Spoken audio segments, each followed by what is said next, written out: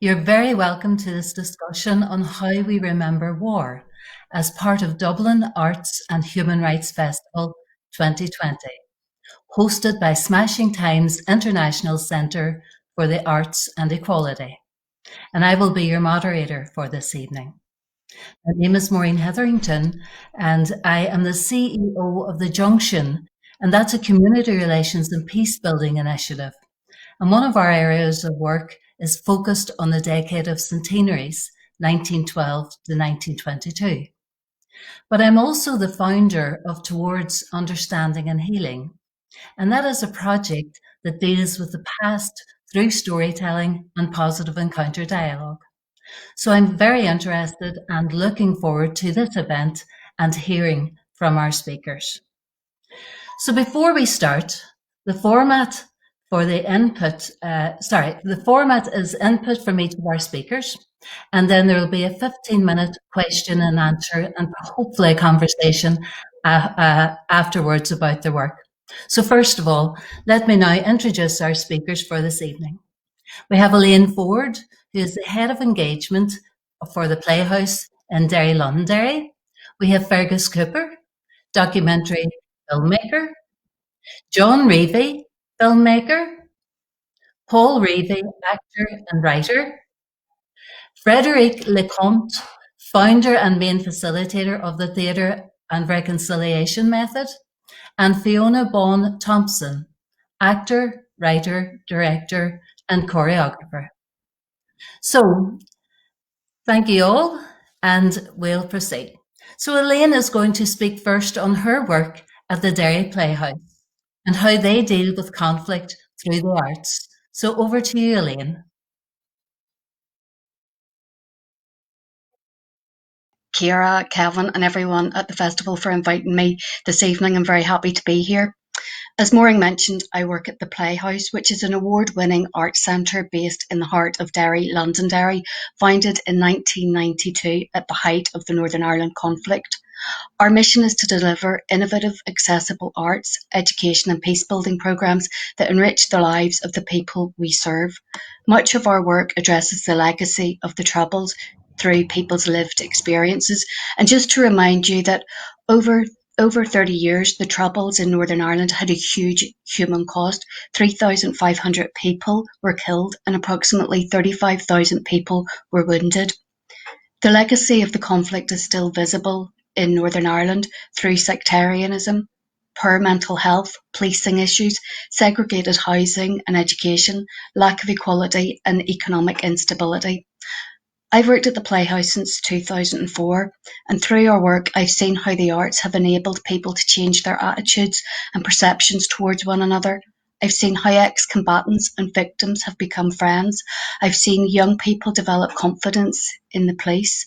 I've witnessed how theatre, storytelling and art have enabled people and communities to understand, reconcile, build peace, humanise one another and to seek change. In 2009 to 2013, American theatre practitioner Taya Sepanik was artist in resident at the Playhouse. Her methodology, Theatre of Witness, created a safe space for people from opposing backgrounds and views to engage with one another through theatre. Taya created productions which brought ex-combatants of the IRA and the UVF together alongside police officers and victims to share their lived experience in a safe space. They created theatre productions sharing their own testimony. Their honesty, their courage, and their experiences resonated with and moved audiences, which encouraged healing and understanding. Over the past 3 years, I've produced 4 productions which are part of our Theatre and Peacebuilding Academy. Similar to Theatre of Witness, the productions have reached into the pain, hurt, and division, as well as the courage and resilience of those individuals who were impacted by the Troubles. The first production we created, The Crack in Everything, developed by Irish playwright and director Joe Egan, explored the lives of 6 innocent children who were killed during the Troubles between 1971 and 1981. Their families simply wanted to participate in this production to remember the children. The next production, Blood Red Lines, developed by Robert Ray, shared the stories of 11 people living on the border whose lives changed forever as a result of the Troubles, and fellow panellist Paul Reavey was in Blood Red Lines and will share his experience with us shortly. Most recently, writer and poet Damien Gorman created Anything Can Happen, which explored the lives of 6 courageous and resilient people who lived through 1972, the worst year of the Troubles in Northern Ireland. 2 of the 6 community cast lost their brothers. Richard lost his sight, Hazel lost her husband, and others lost their youth. The production enabled them to recognise, process and share their pain and their healing. I want to end by showing you a short trailer of the 4th production we created called First Response, a production devised by Japanese-American artist Elaine. In this production, 8 frontline workers share the impact of responding to incidences including Oma Bomb, Bloody Friday, Bloody Sunday and many other horrendous atrocities during the Northern Ireland conflict, and Kevin's going to kindly show the film.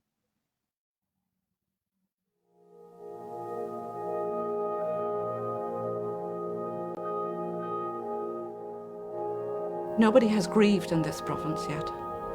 Nobody can accept anything because they haven't grieved. We're still in shock. We were dealing with bomb explosions, dealing with a lot of incendiary attacks, and that was mixed in amongst all of the routine, if you can call it that. When people say that it was a dirty war, by God, it was a dirty war. I just knew that it was my time to tell my story. We had removed casualties who were still living, and we were gone. You never actually saw a paramedic or an ambulance man being interviewed. Many of my contemporary colleagues were taken before their time through a variety of things, from depression to PTSD to cancer, and there aren't that many of us left. Northern Ireland is like one of the highest rates of suicide among young men. A lot of that comes from what happened in the past, and looking at the past and what we can learn from it, and then bringing that into today.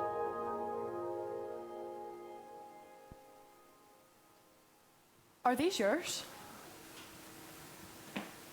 Some of them? What's inside them? Not sure how to explain. Can we open them? It's probably best to leave it. Why? I want to see what's inside. Wait, what's in that one? I was talking to my sister earlier on, and it was almost like for years you lived with like a box under the bed with like dirty washing in it. Every now and again you sort of make the bed and it peeks out from under the bed and you kick it back in again because it's not something you want to think about or talk about. And this is almost like opening a box and taking it and shaking it out and even talking it through and talking to other people about it. I've just found that really, really very positive and therapeutic in a very practical sense. We didn't get counselling and therefore you had to put the individual trauma parts into boxes in your head. Anytime I was interviewed on the television about my stories, I kept saying that. And I hope that I gave her the idea, but maybe she had it in the first place. In order to create a narrative that has meaning, I needed to do something poetic or transposed or non-literal in order to kind of bring 7 people together into one story. I'm sitting there going, who's the protagonist? Well, clearly the ensemble. Then who's the antagonist? Their memories? We're in a way revealing the people, persons, individuals, and listening to what the drama students are telling us. We were doing the crying in December, angry with each other, storming out, and they started crying just 1 week ago, the young people. And that was because they suddenly began thinking, what were their parents doing at that time? Our family, we never really talk about it. It's something that I never really even thought about. In the early rehearsals, it was almost like a big blur. And you were just like, wow, I don't know what to say here. But over time, you start to learn, about the past, what it was actually like. And it's also like reflects on the society that we live in. When we told them our stories, they'd never heard of them before. I feel that their generation needs to hear our stories so that they will never get involved in anything like that again. It moved from the young people being some sort of sounding board for us to bounce stories off to an actual real conversation starting, for them to start to open up and share their experiences about the difficulties that young people are facing today. A lot of the first responders have mental health issues because of the troubles. They have PTSD and depression and flashbacks. We don't have that, but we still have anxiety and mental health issues. And I think a lot of young people are still anxious about Protestants and Catholics and the divide between that.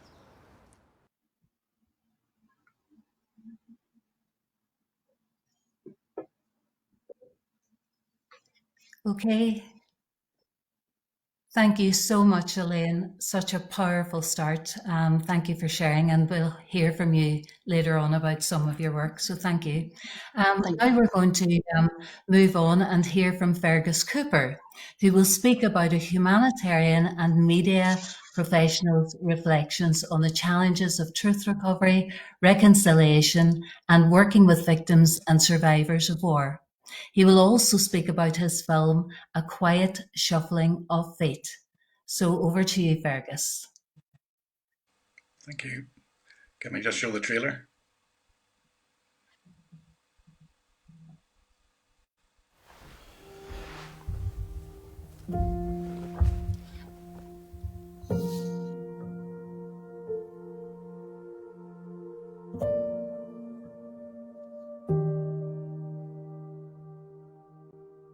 And the thing that struck me was how much dust there was, both over people as they walked in or were carried in through the casualty department, and also on the floor and in the air. There seemed to be dust everywhere. Northern Ireland has the highest proportion of the population suffering from post-traumatic stress disorder, and this is compared to places like Lebanon, like South Africa.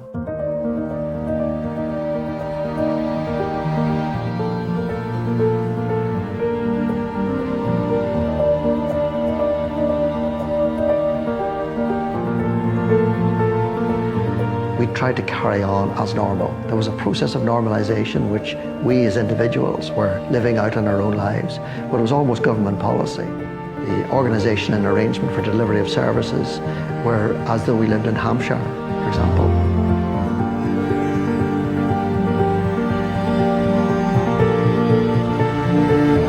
For something that has had such a major impact on a population, it is almost beyond understanding that this would not be brought in centrally to the peace process. Terrible events do terrible things inside your head.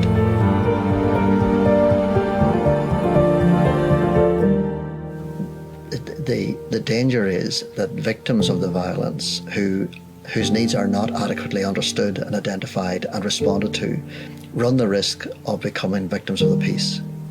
And it is late in the day, but not too late.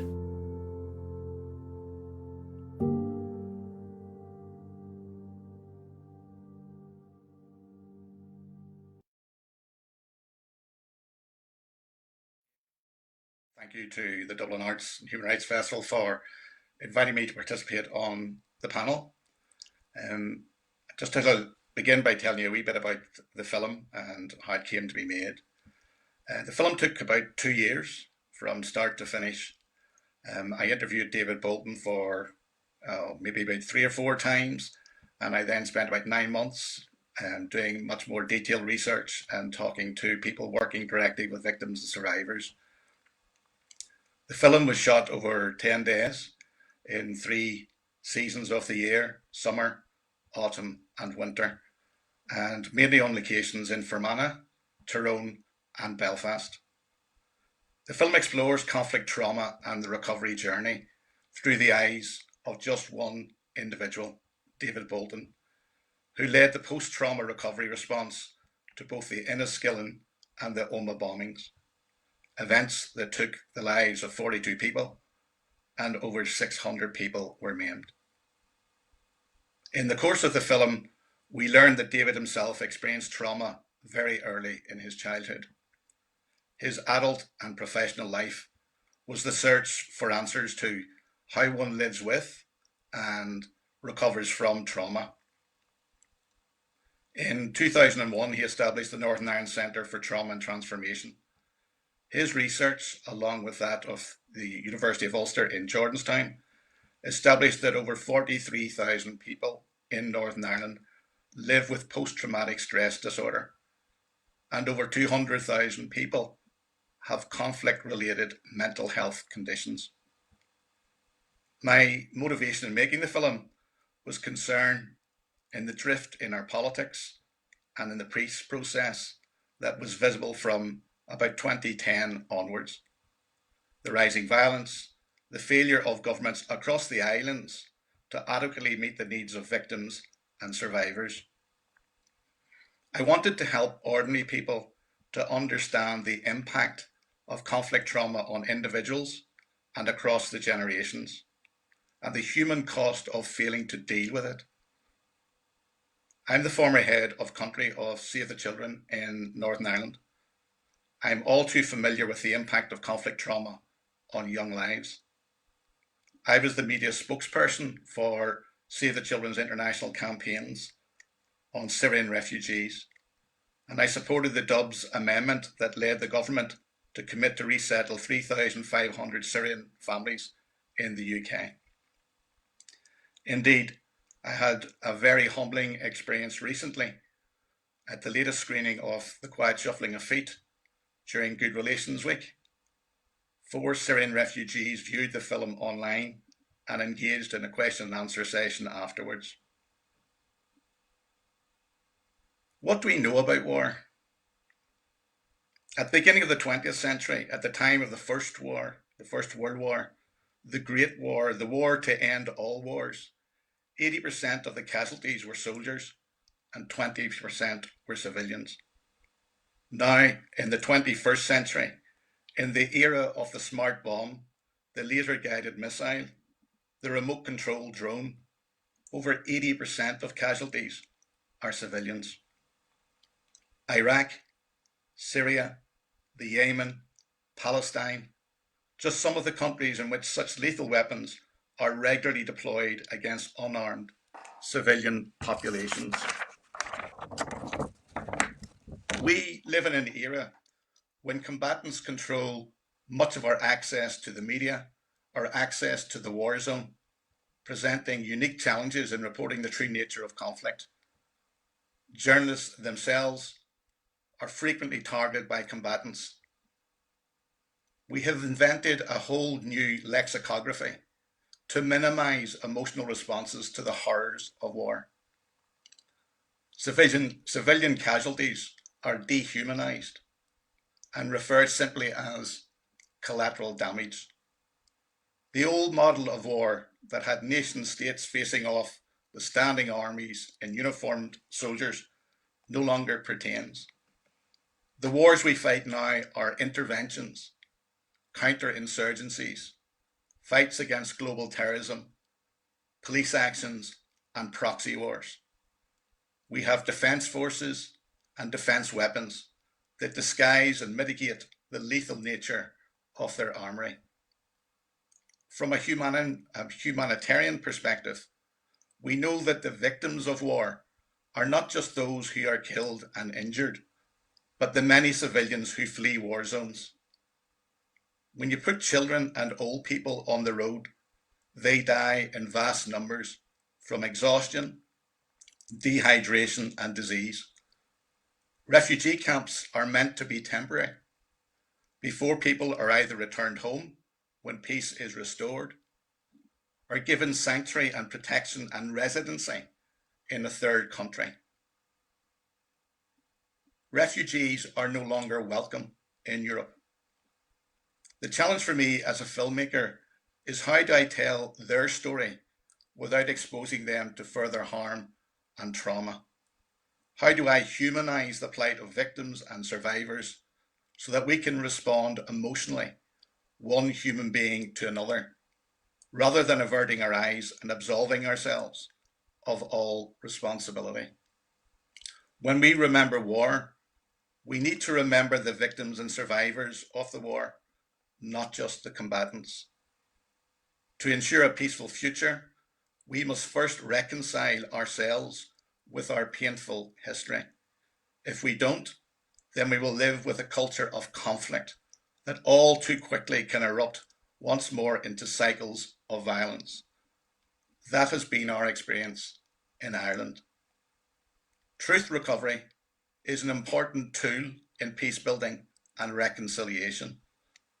As a documentary filmmaker, I believe in truth recovery and healing through remembering. Thank you.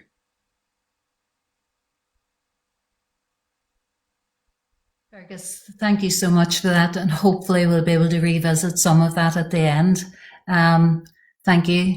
The person up next is John Reavey, and he'll speak next about his film, Reavey Brothers, which tells the story of the death of his three uncles, the three Reavey brothers killed in 1976 in the Troubles in Northern Ireland.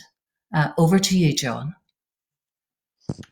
Hello, thank you very much for having me here. It's a massive honour and privilege to be speaking on a panel with all these talented people, so it means a lot, and especially for tuning in. So I'm going to talk a bit about Reavey Brothers, the film which we finished up shooting there last month, I believe, which was a long process. It began being written last year, so it was about a year in production before we actually got the piece shot. Just a short film. There's my earphone going off. Just a short film of 15 minutes, which, you know, was always going to be a bit of a challenge, especially when the story is so massive and you're talking about something to do with war. So I'll tell you a bit about the project first. Me coming from a younger generation, let's say, you know, I wasn't around for the Troubles. I wasn't around for things that happened at that time, and I completely had to go off my own research, how people spoke about the boys, what people said about them, and it was all to do with, you know, how I adapted that and how I was going to create my own world with this information that I was given, because of course when you're not there you're going to have to make it up yourself, if that makes sense. So that was the kind of approach I wanted to take. I wanted to place myself in the situation whenever I close my eyes and dream at night of what the boys would have went through. I really tried to create this world where, you know, they would have been living in, and what my understanding of it is after hearing the stories from my father, from my uncles, from people who were around to live and tell the tale. So that was the kind of approach I took in order to tell the story. There's plenty of behind the scenes photos which will probably pop up on screen at some stage, and I can talk to you a bit about those. But the way it's going to work is after that, I, relying on the research, what I did was I interviewed people that were around at the time. So the three Reavey brothers, there were a massive family. So I went and interviewed every single one that I could and got their time of day to see what they thought of the boys, you know, how they thought, what they were thinking, and what they would have acted like. Because there's some, when you're in a family, some people will speak about you differently than others. So it was important I got as much research as possible, as many opinions of the boys as possible, so that I could merge all these different opinions together and create the characters that were the boys in the end. So that was kind of how I approached the character design, and it was a super fun process, but also really, really deep. So for example, after interviewing the family, one of the boys was engaged at the time. And we actually went and spoke to the woman he was engaged with now, called Alice, and she's fabulous. And it's turned out now, you know, she's married now with children and an amazing husband, and she's loving her life. But the way she spoke about one of the Reavey brothers was like, it was honestly one of the craziest experiences of my life, just hearing how well she spoke about Brian, how close she was with Brian Reavey, how she had a connection with Brian Reavey. And I think having that kind of opinion as opposed to someone in the family really let me know what kind of person Brian was, and that I could make his character as believable as possible for the Reavey Brothers film. So writing the story, I decided to focus on Anthony, as he was the one who survived the shooting. Bit of an interesting one, because once he survived, he was able to tell the tale. He was able to, you know, really recall what happened, who died first, that kind of thing. So I had the most information from him, and I wanted to tell the story from his perspective, so the audience only hear what he hears, see what he sees, know what he knows. So that was very interesting, taking it from his point of view. On the screen now, you'll see some behind the scenes. I'll just pop up. So this is like me working with the cast and crew, and obviously trying to get some old vintage vehicles in to try and make it look as close to time as possible, which was a lot of fun.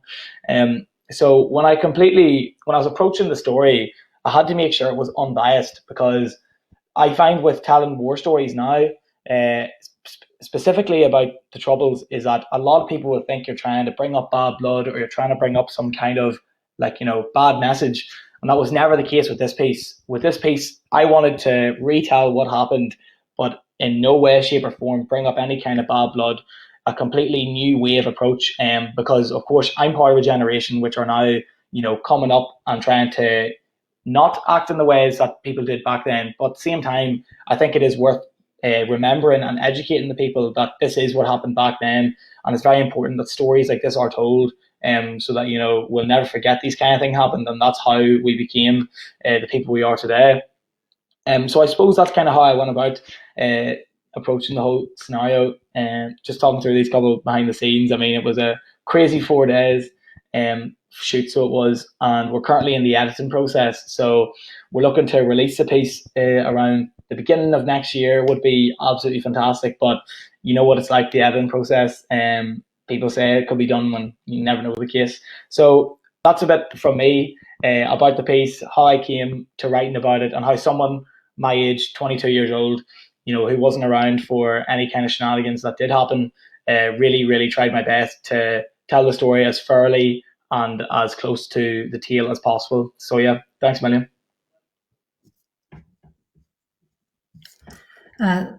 Thank you so much. And hopefully we'll hear a little bit more from you as well afterwards. You might be very young, but you sound very mature. And I'm looking forward to hearing a bit more about your process in doing that. So we'll move on. So next we'll hear from Paul. And Elaine mentioned Paul earlier on, and he's going to speak a little bit about the theatre production Blood Red Lines. Over to you, Paul. Thanks very much. As you may or may not know, that was my son who was the last speaker, and as I put my thoughts and words onto the stage, John has put his into film, but stage is where I am, and that is my life. So where are we here now? How we remember war?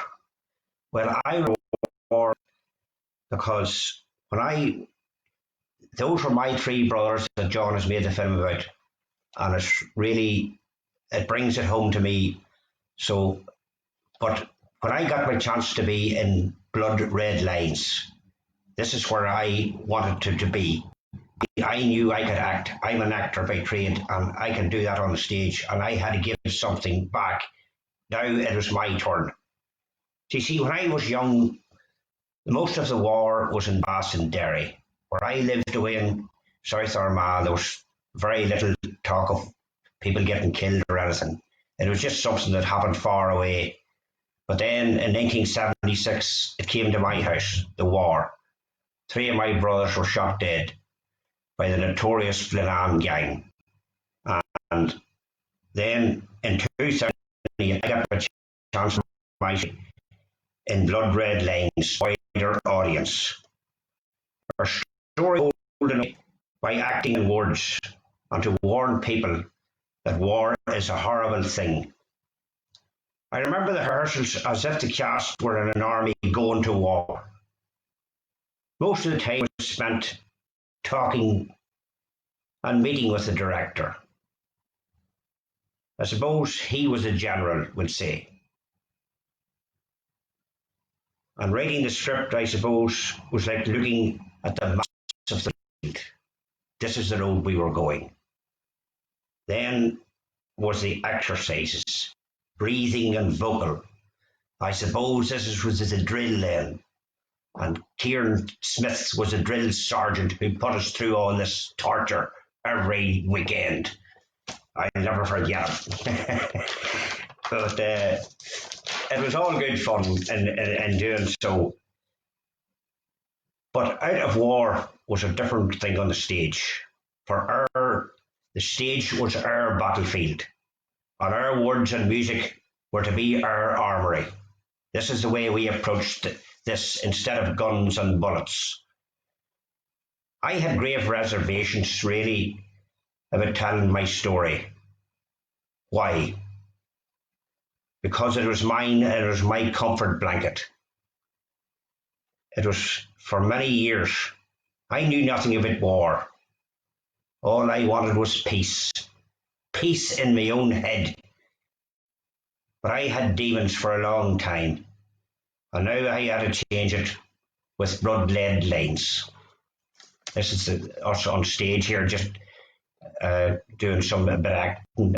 As you can see there, that's me standing there with a green shirt on me, delivering, I'm sure, something lies, I presume. That's I think a final, but maybe the final night there in Derry or somewhere like that, I think. But yeah, there was 11 people all together, and most of them had all their stories. People from along the border, Dublin and Monaghan, Bobbins, there's which was really great to have them on board because they had some very, very individual stories to tell and some great singing voices as well. And it really was 11 people come together as strangers and left as best friends in the world, I'd say. I'll never forget those people because they really were special to me. You know, some of them cast there had some of the horror stories they had were worse than what I had to tell. They really were gut-wrenching, to say the least. People blew up, burned, shot, tortured. Oh, it was really the stuff of nightmares. We even had a British soldier in it, this fella here on the right-hand side. He was there to tell his story as well. An ex-combatant, I suppose, in the war. It really, it took me a long time to get to know him and to really appreciate who he was and where he was coming from. And, you know, me and him as friends now and keep in contact by phone, email and different things, you know. And it's those types of things that brings us out of the war and brings us back from the cold into the heat. And these are things that can't be replaced anywhere. You can't buy these in the shop. These aren't for sale. But anyhow, I wasn't afraid of the stage as I was acting for over 20 years. But this was a different thing to be doing for me. And as we began to recount our stories, I could see that the cast and the audience were gripped with fear.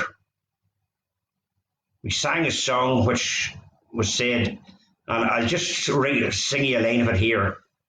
And it went like this.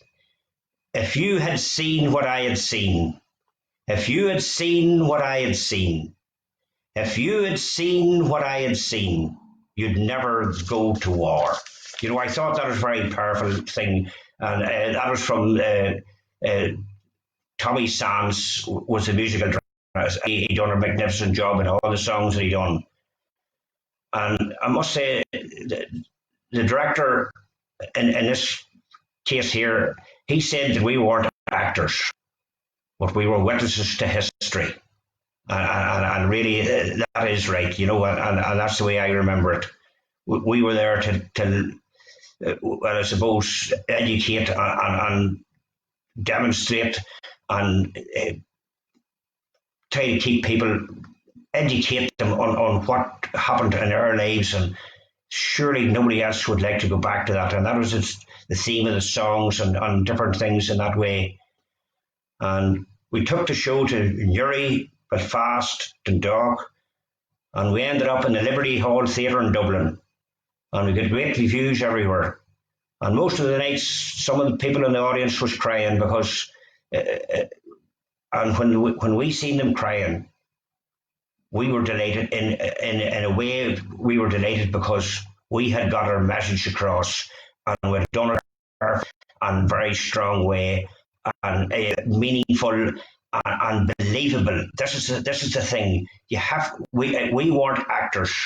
we were ourselves trying to get the message across to a wider audience. People that never tell us the troubles in Northern Ireland, especially up around Dublin, and even in some parts of Belfast, they never knew things went on. And in Whitecross, where I live, people never tell Whitecross, and people say near King's Mills over here a bit, and this types of things. So it's a major part, and I was the instructors in trying to do that. And we get great news, and I suppose I could talk here all night about this year, but I'm very passionate about it, and I'm sure you can see that in me. I think of my son now, he's good at the talking about himself. So we go on. A little honest on, I never slept a wink thinking about this year, and that's the way I am at all these shows and festivals that I go to, and elective storytelling and poetry and all these things. And I just thought of this anyway, and life is like shoelaces. Number one, you tighten up and pull together. Number two, you loosen up and enjoy. And number three, you open up and talk. Thank you very much. Thank you so much, Paul, and so glad that you're sharing part of your story, how important that is, and it takes a lot of courage, and hopefully we will chat a little bit more about that afterwards, so thank you. So now we're going to move on and hear from Frederique on her work at Theatre and Reconciliation in Belgium. Frederique. Good evening, everybody. I'm a play director. I'm How to Remember War. I'm working not to remember war, but during the war in conflict zone and post-conflict zone in Congo, DRC Congo, Burundi, and sometimes in Rwanda. I'm working with non-actors and sometimes actors who are in the conflict: child soldier, victim of torture, perpetrator, prisoners, refugees, displaced people. And with all those people, I try to put people in conflict together. For example, the most exotic things I did is to put perpetrator and victim of torture together, or a child soldier with a young girl victim of rape. With all those people, I'm directing a play built with improvisation, and only improvisation about the conflict and their daily life and their life, what they want to do. I didn't ask, I have no idea before beginning directing a play. All the rehearsals take place in open place, never in a theater. And when we are performing, it's always on the open space, and front of a very huge audience, about 2,000, 3,000 people, and during the conflict. Then it's very sometimes scary, dangerous, touchy to put things on stage where the people are not agree. Then during the rehearsals, we have to be agree all together to take the risk to make a scene or make a play about the conflict. And then the discussion we have with all the actors is to be aware that we are in open space. A lot of people are watching the performance. It could be dangerous.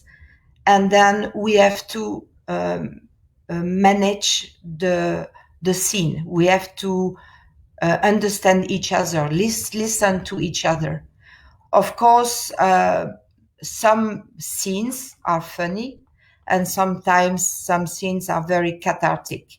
and the effect the rehearsals are doing to the actors is, of course, therapeutic effects, of course, sometimes reconciliation effect. Also, sometimes the performance is like a grave, a symbolic grave, because a lot of people, millions of people that are dead, and lot of them were not buried.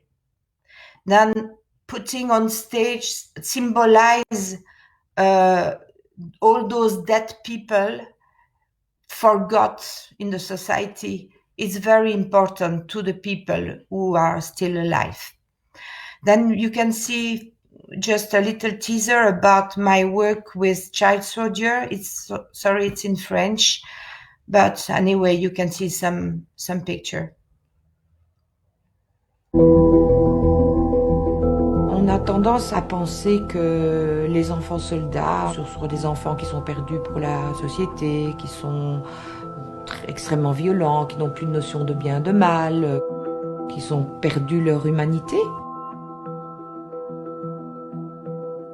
Moi, je vois pas ça du tout.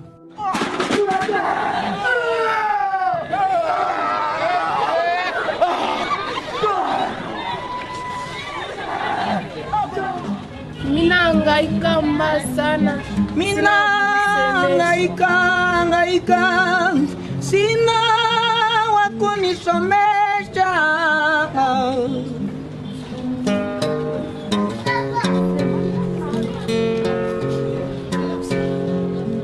Sina wa kunipa makunyo. Anakosa wa kunisaidia. Wanasemanga ya kwamba mie niko chini kove.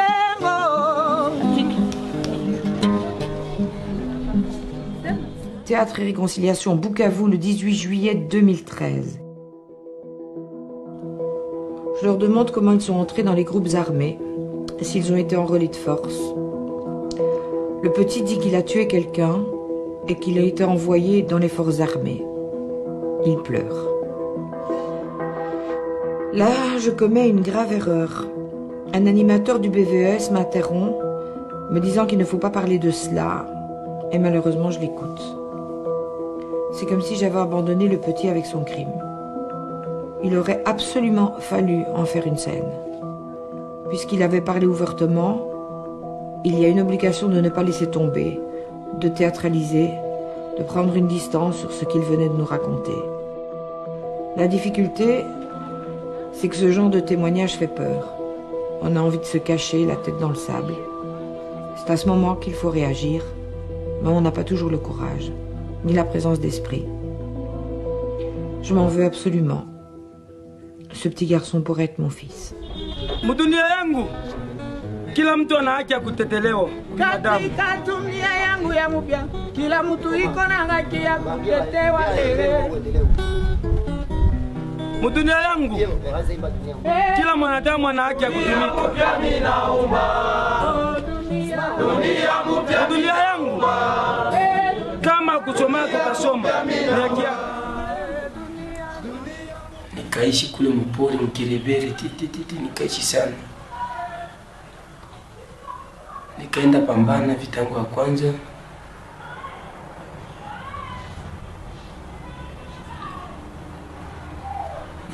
Nikanyanganya bunduki 6. Mimi kunyanganya bunduki 6. Wakanipatia grade kule mkisonda.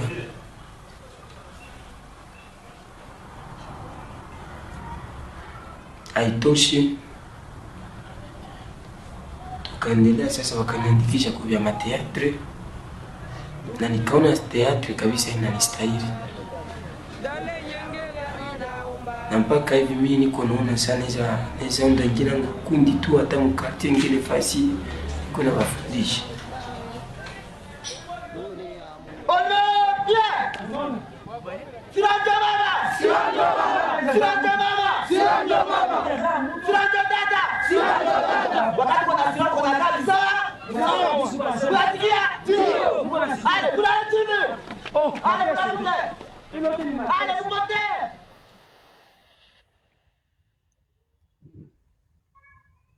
Okay, Thank thank you. you so much, Frederique. We hear about international conflict, and yet we have no idea what happens so many times at the grassroots. So hopefully we'll pick that up again in the discussion.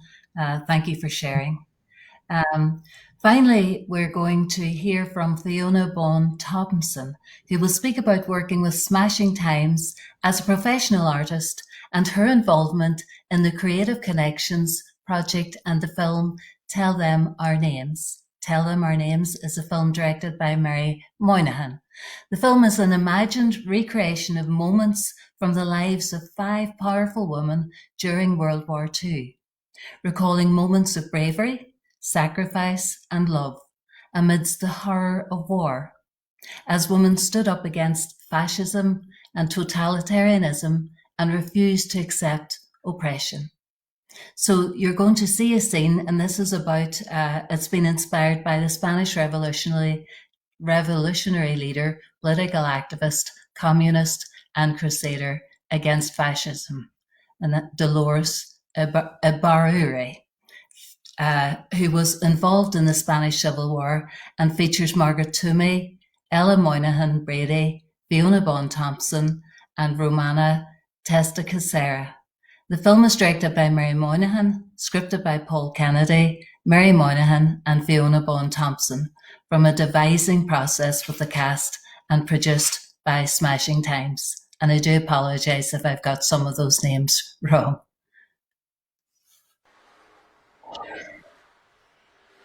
A Russian astronomer named an asteroid after me, asteroid Dolores. It's still out there, spinning madly around in space like myself, a bundle of energy and movement. I'm 8 years old. The miners are on strike. The soldiers confront them, pointing their guns. And the women face the soldiers down. I look into the eyes of a soldier. He is scared. I listen to the women. Don't shoot us, they say. We have a right to strike. They speak passionately about the poverty they endure. And one by one, the soldiers withdraw. Something of that moment changes my life forever. I watch 4 of my children die because we are poor. I rarely speak of this, but inside I weep, my heart torn with grief. I survive, but I must do something. I read, attend meetings and rallies. I fight for change. I stand for election and win. Women can make a difference. I have 2 remaining children. I want to keep you with me, but how can I raise a child by dragging you through the streets, putting you in danger? So I send you away. I did it to make you happy, so you would enjoy a normal life. It crushed me to see you go, but I knew you would be safe. There is no sacrifice I would not make. I write for a communist newspaper. When they ask what name I am to use, I say La Passionaria. But that signifies a woman. Choose another name, they say, but I hold fast. I am strong, focused, relentless, ruthless. I walk the path to the end. That is the only way I know. That is my soul. I am La Passionaria.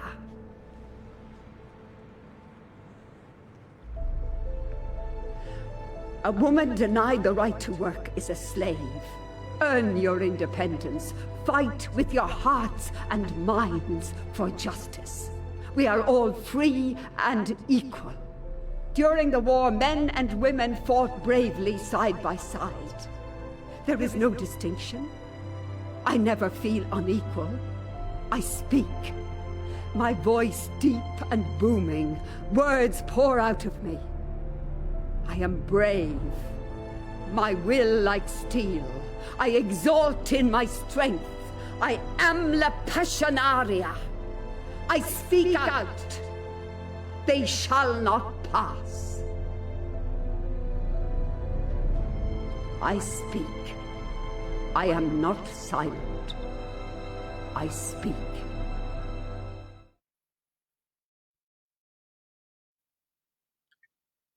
Hiya.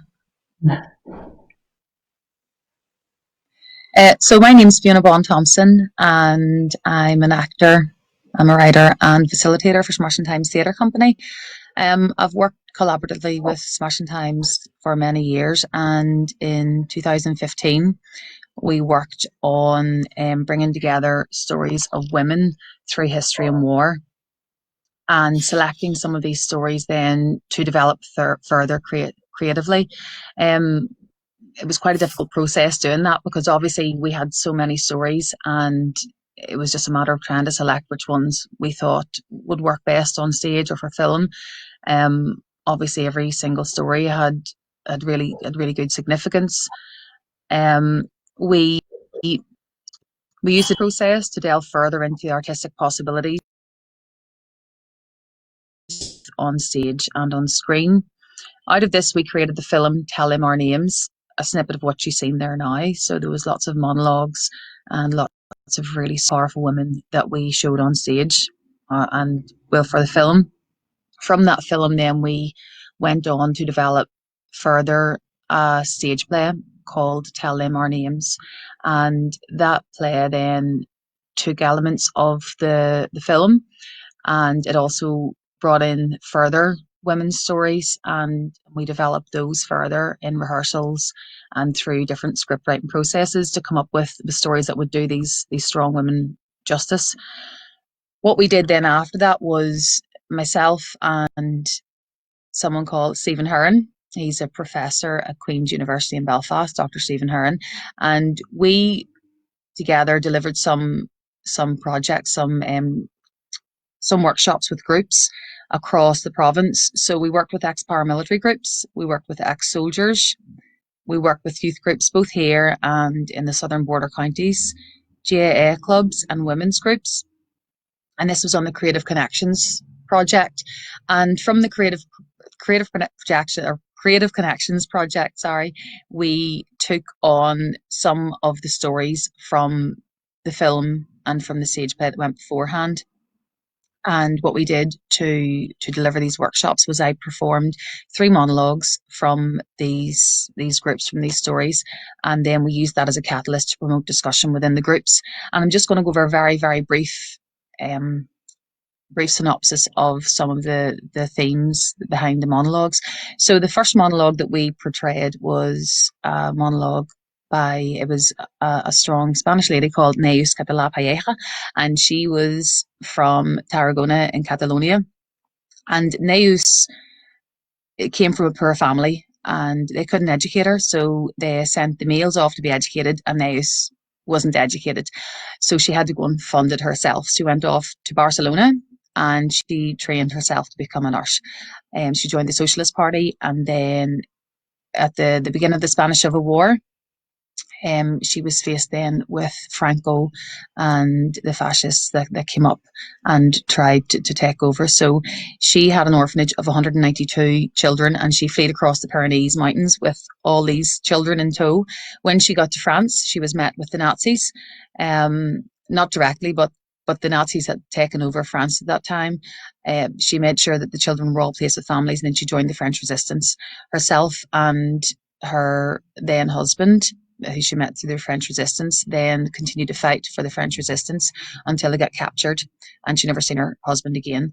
She was moved then to a concentration camp where she was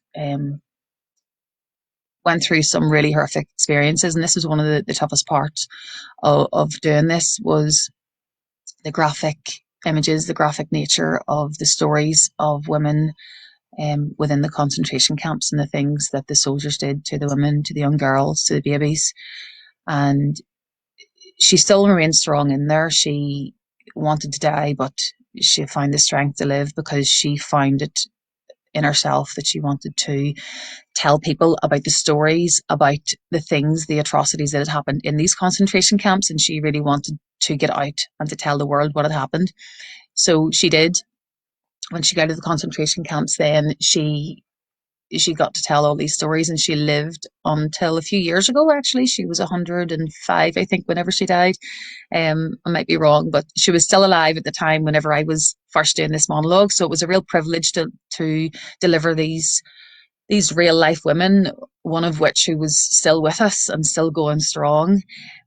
And so that was the first monologue. The second one was a Polish lady called Maria Eugenia Shińska, and she forged passports and got people out of the country. She got captured, she got severely tortured, and wouldn't reveal, wouldn't disclose any information about anyone. And as a result, then she was sentenced to death by hanging, and her body was never found. We find this story really profound to tell because, you know, she doesn't even have a headstone. So, and her life was so significant, the amount of people and the amount of lives that she saved. The next monologue that I brought into these groups was that of Martha Hillers, and she was a German lady from Berlin. And when the war was over, the Russian soldiers, the same Russian soldiers that had freed Neuss Katala from the concentration camps, had went into Berlin and had mass raped all the women in Berlin. The men were still at war, and they had no men there to protect them or to keep them safe. So they were mass raped. And after the war, when the war was over, the women were told to be quiet. So they weren't allowed to talk about it because there was a shame. There was some kind of a shame because the men hadn't been there to protect them. So Martha Hillers wrote this book, and she was ostracized for writing this book, for getting her information out there. And even though it was by anonymous, they still figured out it was her. But the fact that the women couldn't talk and weren't allowed to talk was a big thing. Not that this horrendous thing had happened to them, it was the fact, don't talk because you'll make us ashamed because we weren't here to protect you. So these were three of the stories that we brought in to the groups, the various groups, to prompt discussion on different things that had happened here, because although these stories were related to women in World War II, they're still very relevant to post-conflict and post-war in our own society. Martha Hiller's lines, she said, you know, when the war is over, there was a silencing of voices, and that is completely prevalent to what's happened here. You know, we would say, whatever you say nothing. Don't talk because it'll get you in trouble. So, you know, it's very, very relatable, and people could really relate to it. Even the likes of the groups and the women could say, yes, we done this, and no one ever cared about the women. We were here and we done this. No one knew what we were going through because it was all to do with the men and what was happening out there. So the performances provided the catalyst for discussion.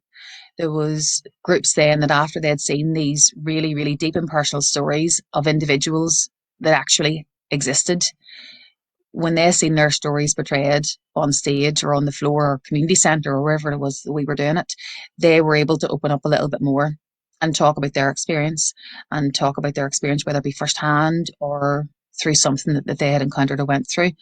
So also the whole thing of talking, of not being able to talk, and the trust. So there was a whole thing too, and it's the same in Northern Ireland. Anyone from here would, if you're speaking to someone after 5 minutes or 10 minutes, you kind of know who they are and where they're from. And this is really prevalent in the groups too. A couple of the groups are going, where are you from then? And it was just that thing of, I'll talk to you, but I need to know exactly who you are and where you're from.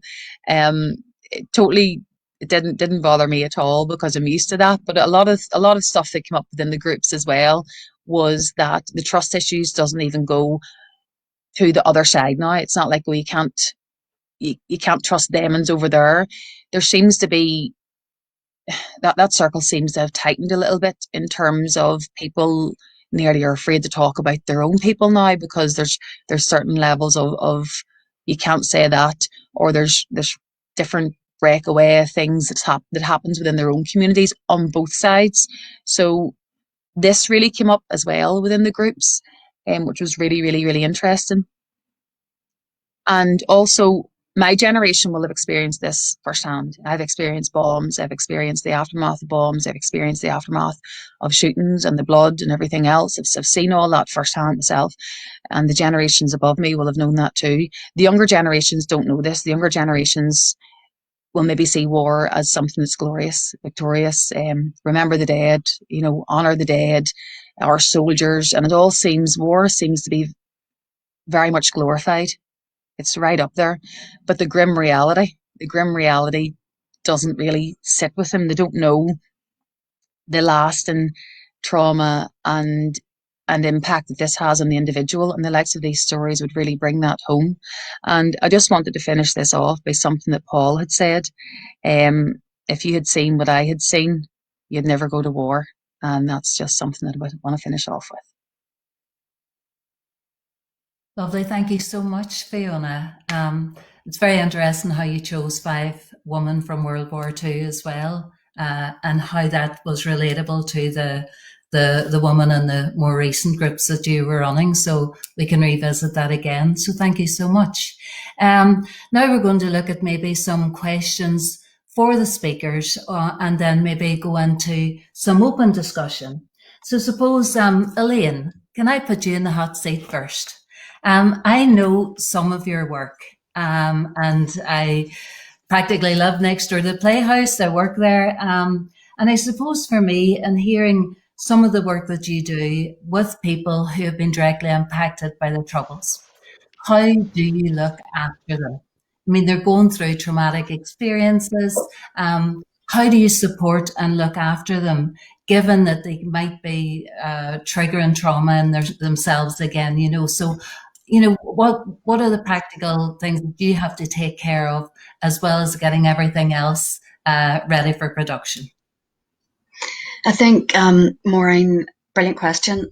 So I guess through experience, trying to create a safe space, that's primarily what we do. And I guess whenever I begin to drill into that means creating a safe space. So the director and the artists that we work with will create a safe space for people from opposing backgrounds with opposing views to come together. Sometimes there's heated conversations and tensions, and we build ways to address that. Secondly, providing support, therapeutic, counselling, psychological support, that both the participants, all of the team that are working with us, can avail of. I think other important parts of our work, in terms of creating that safe space, is that people come to us and share their lived experiences, their testimonies. They share with us the most difficult, complex moments of their life. So it's very important for me personally that people engaging in our process always know that there's a way. If they want to move out of the process, if they want to take something out, if they've told part of their story and at one point they feel safe to do so, and at another point they reflect and think, oh, maybe I don't want to tell that to the public, that they, along that process, have editorial rights, that before production or before a piece of artwork is finished and created, that there's a way that they can pull that back. So creating a very safe space that people feel secure and are happy with, and being open about that from the beginning. Yeah, thank you so much. And actually, at the play, Anything Can Happen, and I actually witnessed the way in which they not only drew support with each other, but a lot of them came to you, and it was just to look for reassurance, or you became a very good confidant or friend, and that's such an important thing.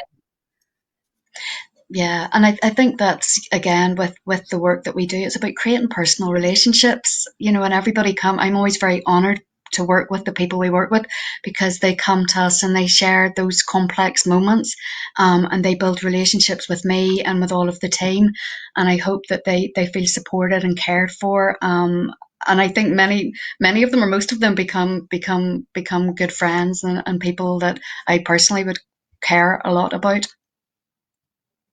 Yeah, and it is so important that you look after yourself as well, because you get so emotionally invested in the whole process as well. So thank you, Elaine.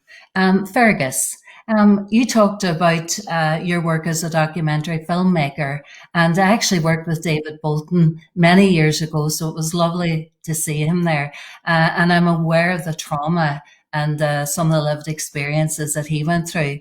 You talked about truth recovery, and you also talked about the challenge. How do I tell their stories? How do I do justice to their stories? And how do I humanize people, and just the power of those very words.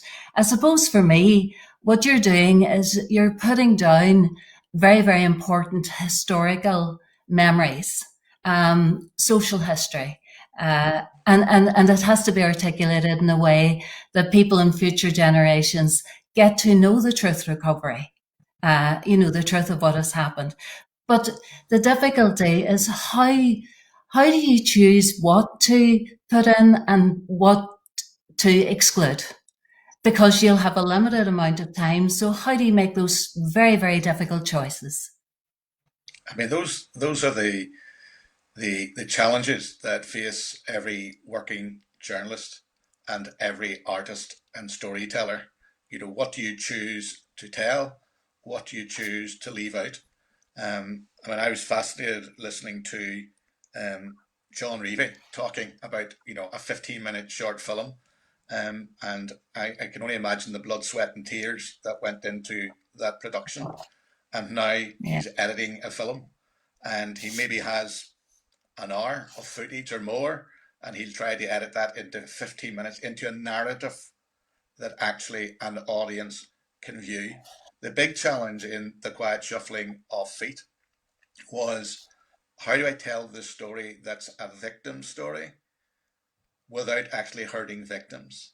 And there were a number of challenges that I faced and that I made editorial decisions on. The first one was, I made an editorial decision I would not use newsreel footage. There was a lot of newsreel footage available for the Enniskillen bombing and the aftermath of the Omagh bombing, and I decided not to do that. Instead, I felt that the challenge was to try and tell a very human and a very personal story, and to try and do that both in the real time and then to reflect how the community responded. So I spent a lot of time in newspaper archives, and when it came to choosing the images that went alongside some of the very difficult statements that David was making and recalling the events, particularly around the Omagh bombing, before the news was broken to the individuals that they'd lost their son, their daughter, etc. What images did you want to show that? So I tried to avoid using, images that were of bodies, of devastation, and so on. And instead I chose images that were about artwork, that were about reconciliation. You saw in the archive the boxes and boxes of sympathy cards. You saw the images of the memorial glass, and we were just very fortunate on the day we were filming, it started to rain, and we followed that image of the trickling down, etc., which seemed to match up then to the horror of the story that we were telling. But I suppose the final challenge, I have to say, is I'm 63 years old, and I lived through the conflict, and my family lived through that conflict, and I witnessed a lot, I experienced a lot, and one of the biggest challenges I had was not to allow my own personal experience and what I knew and the images and the hurt and the pain that myself and my family suffered to infect David's story, because I felt that's the challenge. We're only there as facilitators. It's our pen, it's our choreography, it's our filmmaking that enables to tell somebody else's story, not my story. The editorial decisions I have control over, but ultimately I wanted to be as true to David's story and to remembering respectfully all those who died or were injured, and to tell their very, very difficult recovery journey, and to finish in a very hopeful way that it is possible to recover and to move beyond the immediate trauma and living in that liminal state for years. Well, thank you so much, Fergus. And it is hard. Many of the people we work with, they bring their story, but they also bring their baggage. So to be able to look at truth recovery and not bring your own story into it is a very difficult thing to do. So appreciate that feedback from you, because it's a huge challenge. And if we're trying to record in a way that we're trying to give an overall or a rounded picture, it is important into the future so that we don't re-traumatize, but also that we try to remove sectarianism, that we try to get people to think differently, to think of the bigger picture. So thank you. So John, you're a young pup. I mean, 22 years of age. Your daddy must be very proud of you. But, you know, as I said earlier on, you know, you're very mature, because you talked about trying to be unbiased, just what Fergus was talking about there, you know, trying to be unbiased, trying to give a full story. You said, you know, to tell the story fully. So how did the family members that you were talking to, how did they react? I mean, you're young. Did they take you really seriously? How did the relationships change or shift? And also, I'm really interested about, how did your peers feel about what you were doing? Is it something that you would have had a drink in the pub chatting about, this is what I'm doing? How did your peers react to what you're doing? So your family and then your peers. No worries. Thanks for the lovely words, by the way. It's really interesting to hear Fergus say kind of how, you know, not letting your own experience define how you approach the story, because it was something super similar to me. So of course, like, the harsh reality of doing a story like this is that, you know, like, it's really sensitive to a lot of people, and like, at the end, I'm talking about the story, it's like my 3 uncles were murdered, and that was something that, you know, there's so much feelings attached to it. Like, I've grown up my whole life hearing this story so many times, from so many different people, and it's just always been this thing that I've lived with, and kind of always knew it was going to be a big deal, and that eventually I would want to tell a story. So I knew this would be the right time. So when eventually it did come to the pre-production for it and coming and speaking to my family about it, I think they were really, like, proud to see I was doing something like that. But also, you know, it's one of those topics where some people are super comfortable talking about it, and you know, have definitely got a bit more of a grasp around it, whereas others, you know, were quite reserved. Like, they would rather keep a lot in them, and you know what, kind of getting that research, you have to understand that.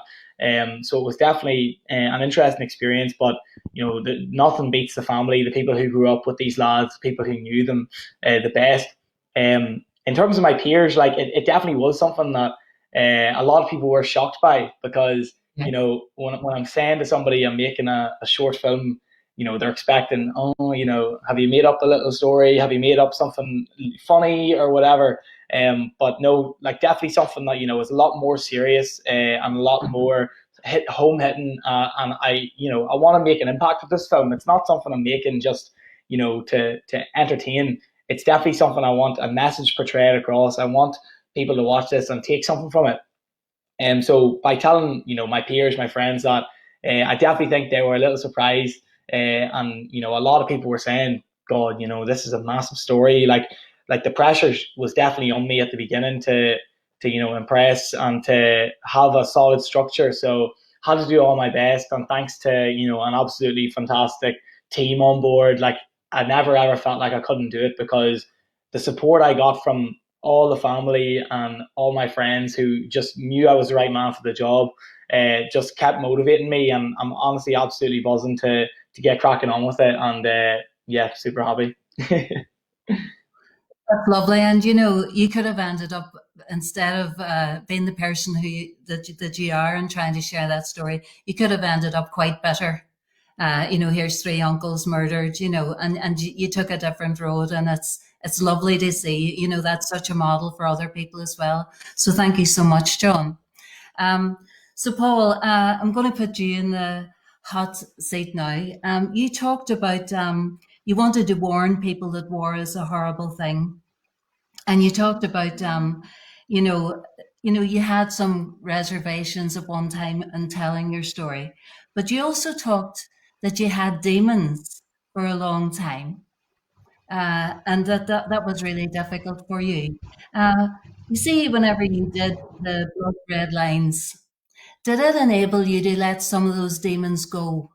And was that influenced by the fact that you heard many other stories as well? And was it, can I say, was it good for you to be able to do that, to let go of some of those demons that you talked about? Well, I suppose I nearly ready to go back to the start of that, but it's when I joined Blood Red Lines, I was sort of duped into it by my brother by proxy, and I thought it was an ordinary acting job, which suited me. And then when I got there and I was to tell this story, I was quite shocked, and I didn't go back for a couple of sessions. And then the director and a few other people came out to see me and spoke to me, and I got back in again, and then when we got round the huddle, as they call it, and talking to the rest of the members of the cast, and it was only then when I took home the scripts and read their stories at night.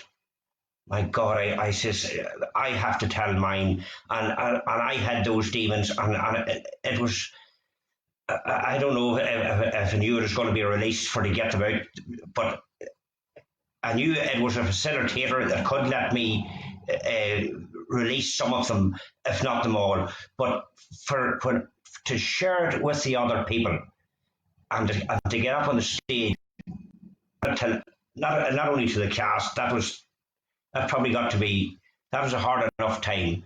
But then to do it in front of all the people and my friends where I live, none of them knew really all the bits and pieces of the story. They knew, everybody knows about the story, but it's a small print, the things that I have to say in my head. And once I got those out and shared them, it was quite a relief. Yes, I can say it was a lot of relief, yes. Yeah. And it's powerful the way you say, it was only, part of a story. And most of us only know half the story anyway. So to be able to lay that out and to think that through and to be able to tell the whole story means that people that probably know you very, very well are finding out a lot about you that they may never have known before because you'd never shared all of that story. Oh, that's true. Yeah. And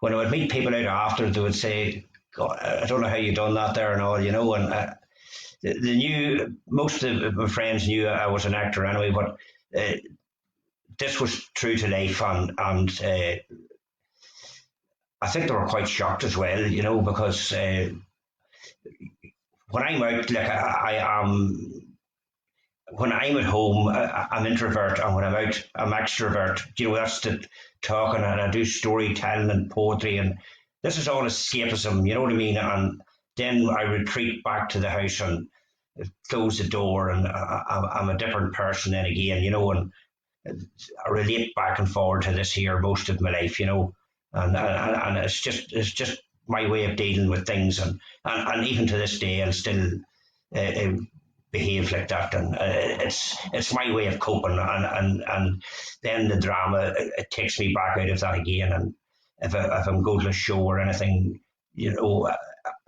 it's a release, and drama has been my life, and it's my way of escaping out of the real world to the fantasy world.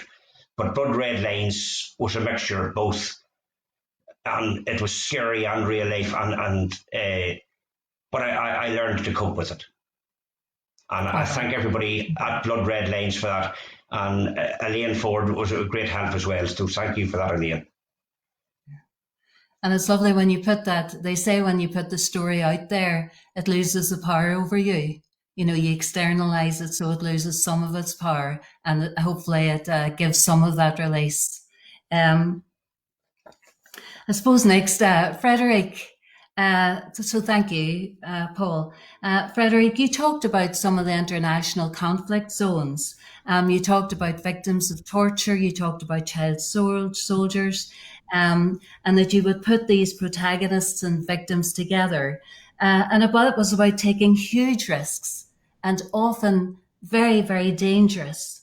So I suppose I want to ask, how did you look after yourself given it was so dangerous? And then how did you encourage people to participate? Because given the dangers, they may have put themselves into danger or they may have been afraid to come forward. So how did you manage to engage people to do the work, to do the drama, to do the performances? I put a safe space where the actors are confident to share their story. It's a confident relationship. They share their testimony, they share their lives, and they believe when it's important for them to speak about. But the first sight, they are shy, they don't want to speak, they don't want to remember all those tough stories. But after 1 day or 2 days being together, making warm up, laughing, and it relaxes the people, and then they understand the importance to share their story, not only for themselves, it's important for themselves, but also for the audience. Then I never forget that there will be an audience. It's dangerous, not exact.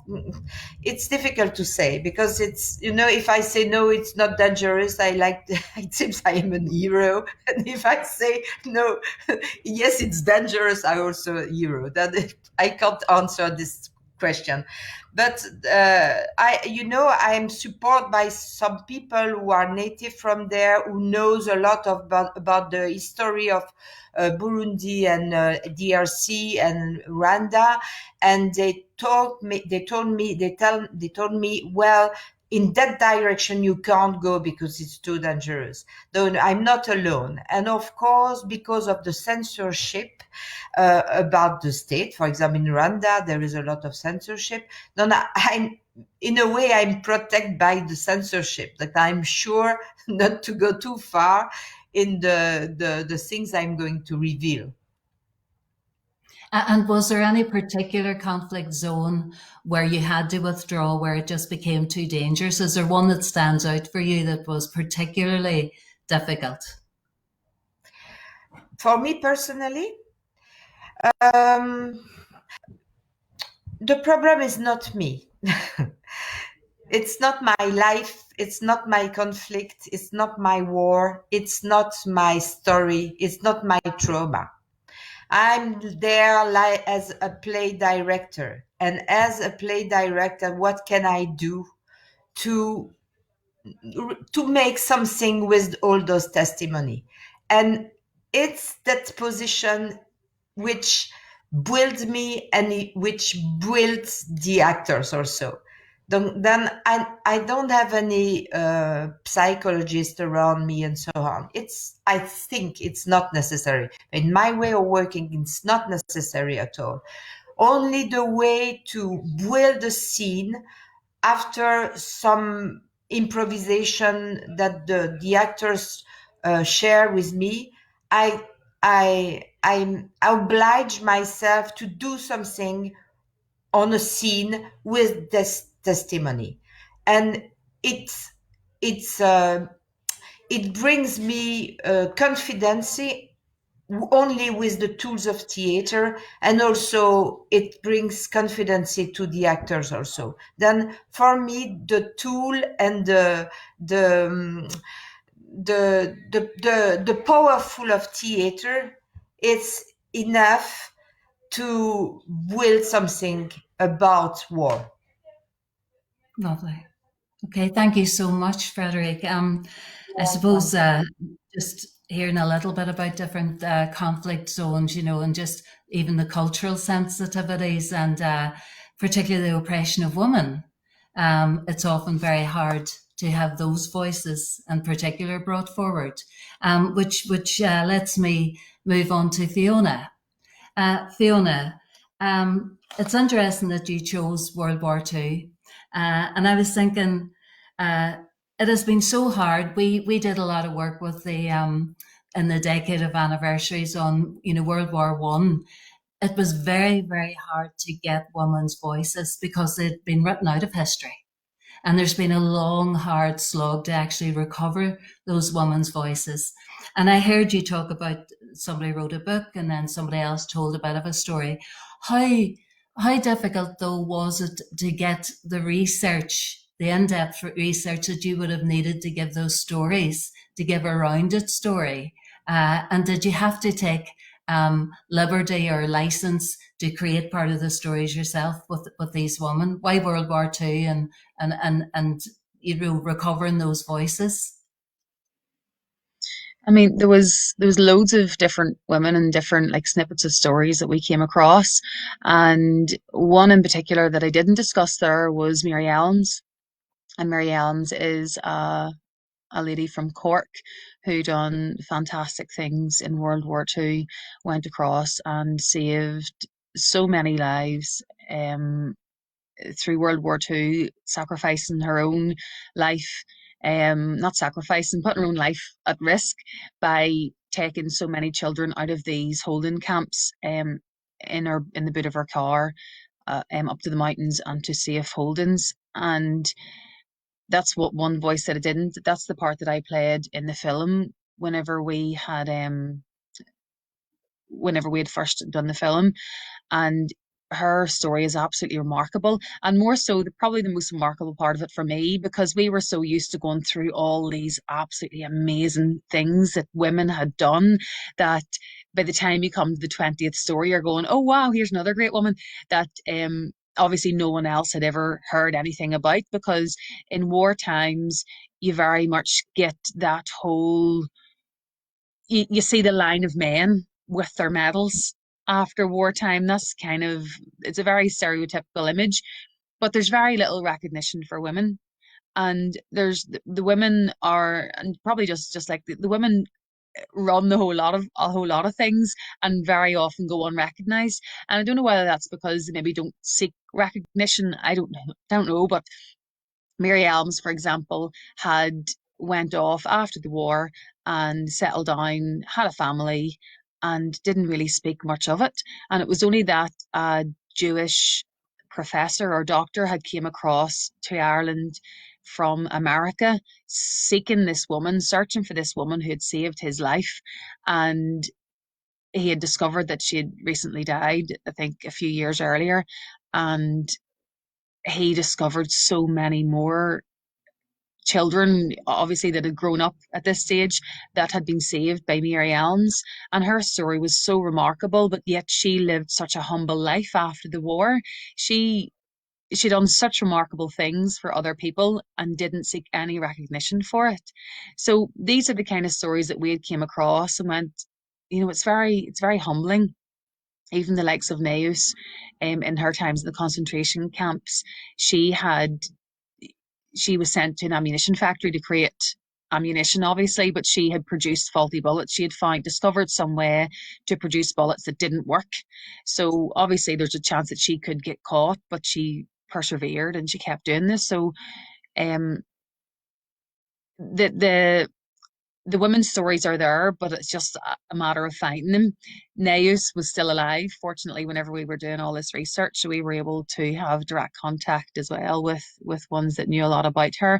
And I think whenever someone had went over to visit her in maybe it was 2016, she was in a residential home, I think, and she was still reading the political column of the local newspaper, so she was still very much interested in politics and going on. And as I say, it's just there's so many stories, but then again we did have to dramatize in between the lines sometimes, because the likes of Maria Eugenia Shinska, there's very little on her because of the circumstances. Yeah. And some of the work we did too, we were challenged and said, you can't take license because that's not the truth. And if the truth is not there, you have to actually try to be, take that calculated risk about this is what it probably was like. Just very quickly, because I'm feeling very as if I'm enjoying myself and being very indulgent, being able to ask these questions. What was the biggest message that the women and the women's groups took away from the workshops?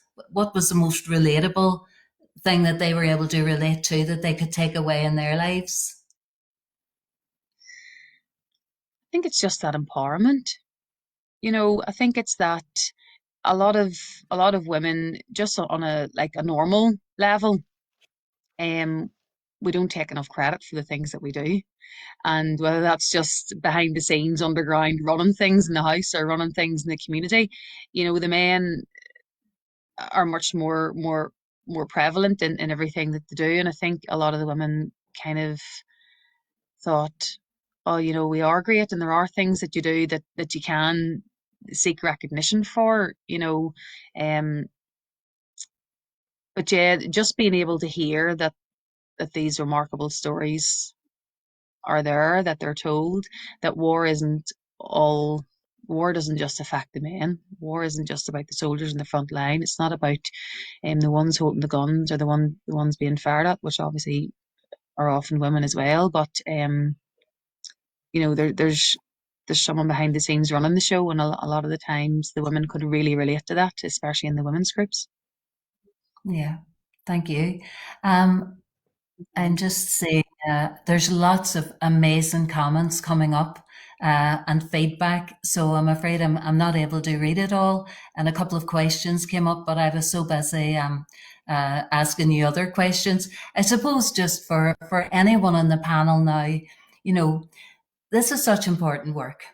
And it comes with its own risks, and appreciate there's always a struggle with regards to resources. So if you were going to tell anybody about doing this work, what is the biggest message this is to anyone on the panel, what's the most important thing that you could tell somebody who would be interested in doing this work? What's the most important message? So just open to any of the panelists.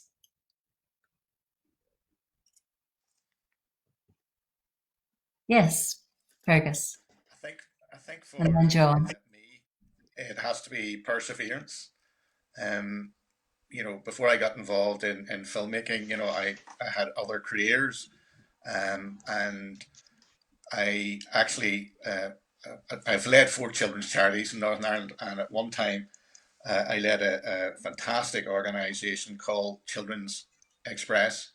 It's an organisation does a programme of learning through journalism, and it's now called Headliners.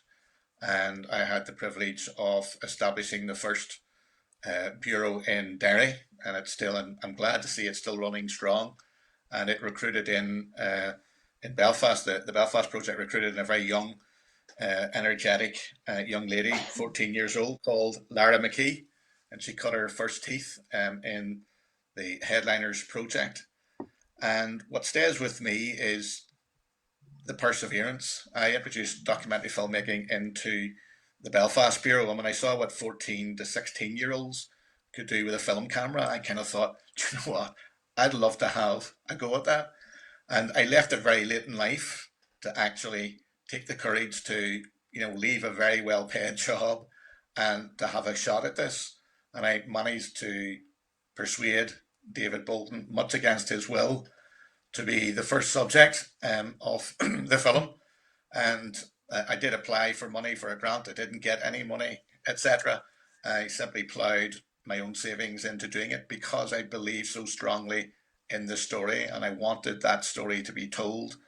And along the journey, you have enormous doubts. Are you doing the right thing? Will it ever materialize into anything that anybody else will want to watch? And I remember on the night of the premiere in Enniskillen, and there were large numbers of victims and survivors of the Enniskillen bombing there. I literally was sat in my seat in fear and trembling. You're sitting in an audience of 300 people. What are they going to make of 2 years of work? And when the film ended, and I was being invited down with David Bolton to take part in the question and answers, I actually just broke down. I was in tears. And I suppose it was part about that struggle to actually get the story made, to actually make the film. And as I got up to leave my seat and shuffle along, I stopped to compose myself. And when I looked down, the person whose eyes I was looking down into was Joan Wilson, who was the mother of Mary Wilson, who died in the Enniskillen bombing. And she could see I was quite distressed. And she pulled me down by my elbow and whispered into my ear, and she said, "Fergus, it'll be all right." And she was perfectly right. Once I got on stage and was composed again, I could answer the questions. But I think that's the single most important lesson, is the perseverance, the conviction to see the project through to completion. Lovely. Thank you so much, Fergus. I think there's somebody with a question there. Yeah. Yes, the question has come up. Sorry, John, just after we asked this question, then because you had your hand up, but thank you to all for your important work in looking at the human cost, impact and ripples of war. How do you mind yourselves in researching and bringing these stories to life? And that's from Geraldine McAlinden. And that can be anybody in the panel who wants to answer that. How do you mind yourselves in researching and bringing these stories to life? I think she might have meant, how do we find ourselves? I think it must be like a spelling mistake. How do we find ourselves? Okay. Unless we just adopted it wrong. Okay. Maybe just about how to remind ourselves, how do we look after our own well-being while researching these. Maybe what she means. Yeah, I think she definitely around self-care and how I guess many of us working in this area will hear stories and experiences from people who have been impacted by bombs, explosions, killing, death, very complex experiences, and they share their story with us, and many of us have been impacted ourselves. And I think there's something in terms of definitely within my role and with those that I work for, and I mentioned it earlier about creating that sort of framework or that safe space that we have support. And I think there's psychological support, but there's also that this just the self-care of yourself. And over the past 3 years, I've worked with many victims and survivors of the Northern Ireland conflict who have shared horrific stories. And I know that for me, fresh air, eating well, sleeping, all of those things are really important to me. And especially whenever you're listening and hearing and being moved by stories and by people's courage and bravery, at the same time as putting on a production and ensuring that we're within budget and we're able to do all of the things that we need and want to do, and that it's marketed and audiences are coming, and dealing with funders, that just that kind of self-care of myself and making sure that I have all of those sort of practices in place of being with friends or being in the fresh air. Yeah. Thank you.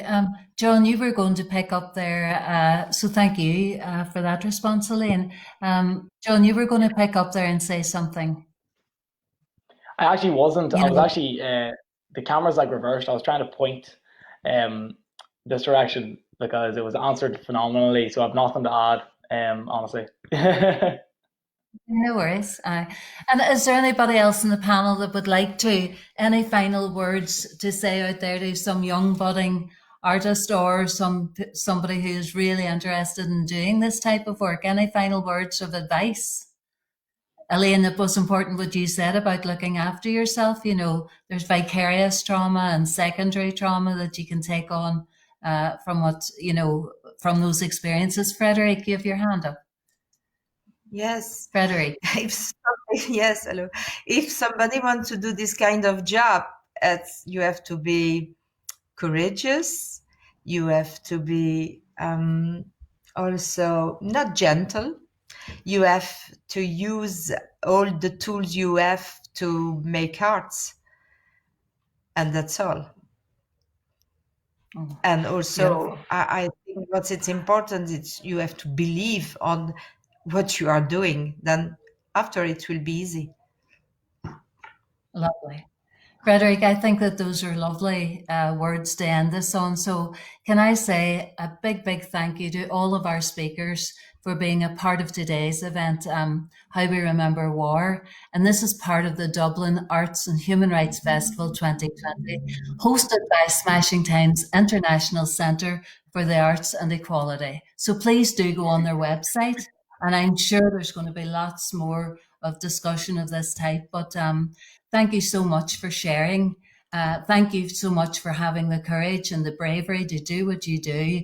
And we're all the better for it. So from my heart, thank you. And just a privilege to be here and sharing and hearing from yourselves tonight. So thank you. Thank you. Thank you.